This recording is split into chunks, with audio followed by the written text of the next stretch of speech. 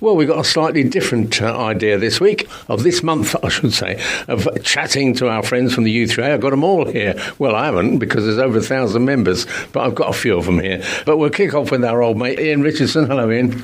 Hi, Ernie. How are you? I'm okay, thank you. Now, I think you mentioned on the last chat we had, or it might have been Dot that mentioned, you're in your 40th year. I was quite surprised at that. It's staggering, isn't it? Actually, the U3A national organisation is in its 40th year. It started, 40 years ago, obviously. St Neots U3A has actually been going 20 years. So that's quite an achievement. I was going to say, what aims have you got? Well, you must have completed many of your aims, I would think, by now. I don't know.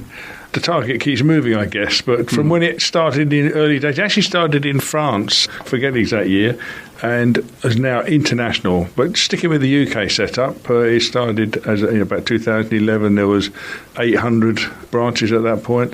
Now we've got nearly 1,000 branches, and the aims are basically to give something for the retired and semi-retired members of the community to get together, meet people, make friends, and be very social and enjoy living life to the full.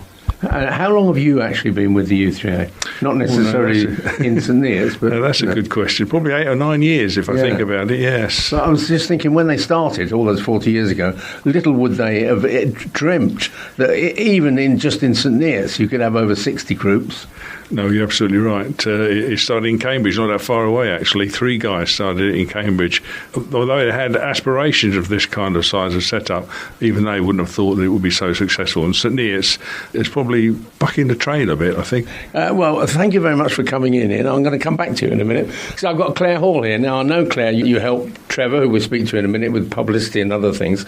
But as far as the U3A are concerned, what do you think are your typical sort of members? Well, the typical members are semi-retired or fully retired. There's no age limit, so everybody's welcome. Whether you're married, single, whatever your walk of life, we'd love to have you as members. Is your target, have you got a target aim, which is different to the actual membership you've got? Well, so long as you enjoy learning, living and laughing, that's what we're really interested in. We've got so many different people from different backgrounds who are prepared to share their skills and our experience. So anybody who enjoys socialising, meeting friends, making new friends. Just to give you an example, I moved here with my husband just before lockdown, and so everything was really deadly quiet. Didn't know anybody. And we decided the first thing we did when we were able to get out of lockdown was to join U3A. And I found the members really friendly and very, very supportive as well. And they do a lot of laughing. I have noticed that. They do a lot of laughing, yeah. We really enjoy ourselves, particularly at our monthly meetings. Yeah. So you're really pleased that you joined then. And you only joined just during lockdown or after it? As soon as lockdown finished, we were banging on the door. Is your husband in it as well? Oh, yes. Yeah. So which groups do you two belong to? Well, at the moment, walking cricket is the main focus of activity. But the monthly meetings are the ones that we really enjoy because there's so many different things to hear about.